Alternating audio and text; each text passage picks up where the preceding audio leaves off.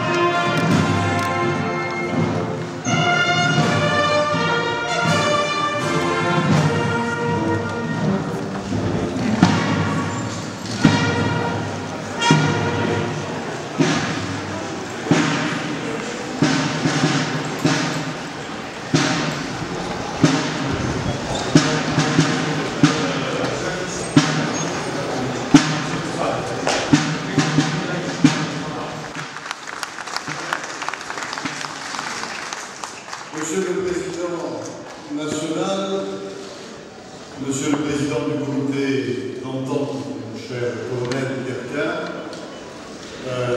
Mesdames, Messieurs, chers amis, je suis très heureux de vous recevoir ici, salle des illustres, dans un décor qui renvoie à l'histoire, c'est-à-dire que nous sommes dans un écrin particulièrement pertinent qui va donc procéder à la remise de décoration qui nous a annoncé. Merci de votre attention et de votre participation.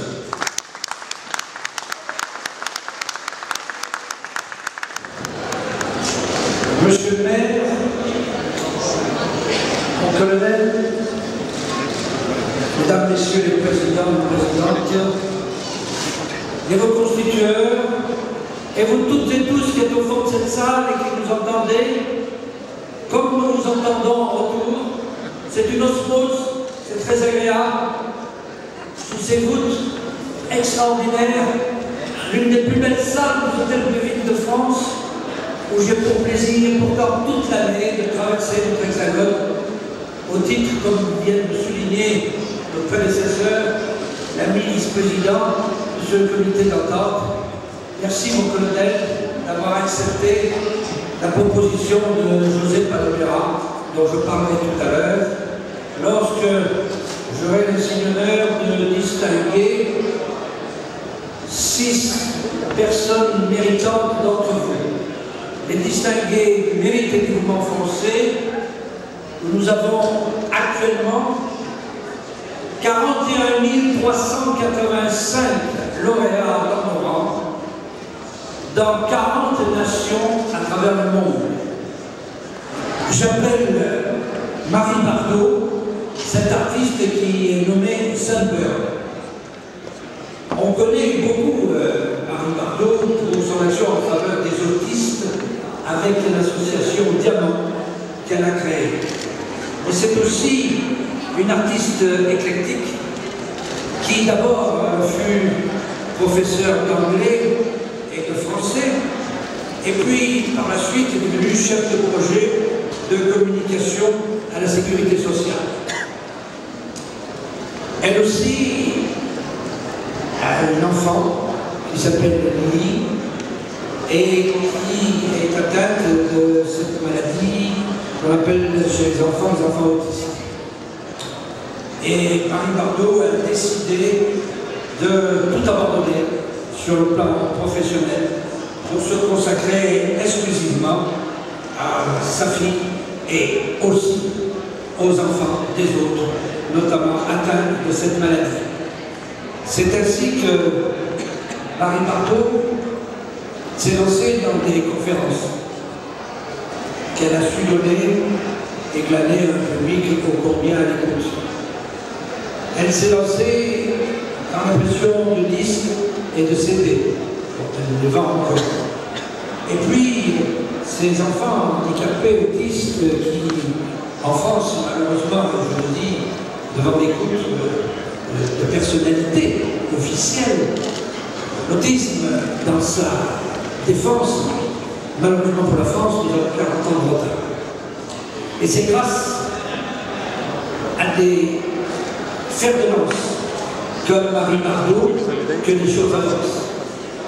Elle s'est autorisée à écrire au président de la République et elle a su sonner sans jeu de mots à toutes les portes, sans beaucoup, hélas, d'écoute et de résultats. Les premiers résultats qui sont des résultats importants et que nous avons, nous, remarqués depuis Paris, sont les résultats qu'elle a su elle-même obtenir. Et je dirais qu'elle fait des galas, parce que si je vous avais tout dit sur elle, permettez-moi d'avoir gardé dans la gorge un terme qui lui convient au combien, c'est une chanteuse, c'est une comédienne, c'est une interprète, et aussi, elle est auteure. Donc, vous qui maintenant soignez par un don, vous êtes arrivé par une certaine forme de grâce, toutes les personnes en danger ou débitées par la maladie ou qui ont besoin de quiétude, de recherche, d'apaiser leur stress, eh bien, nous avons su ô combien vous élevez en grade aujourd'hui, et après que j'ai eu le plaisir de vous remettre votre diplôme à Paris, l'Académie des Arts et des Lettres, aujourd'hui, je suis heureux de vous remettre la 3e médaille chez vous, qui est la médaille. Voilà. On vous applaudit.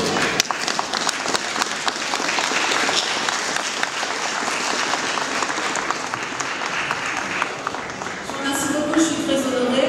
Je profite de cette tribune pour dire que ma fille Lily, qui a maintenant 16 ans et demi, je vais vous dire en 2 mots le parcours qu'elle a pu avoir, parce que ça fait écho aux 500 000 autistes qui vivent en France.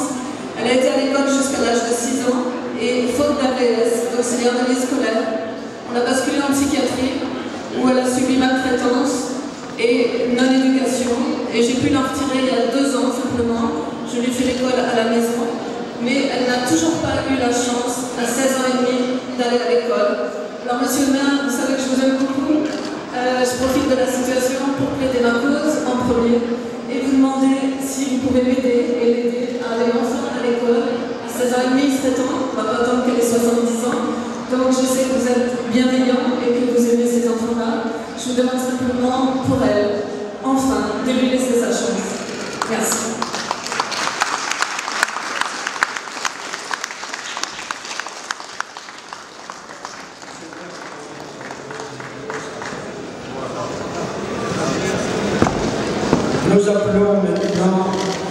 Madame Christina Egas. Christina Egas, qui arrive, est une...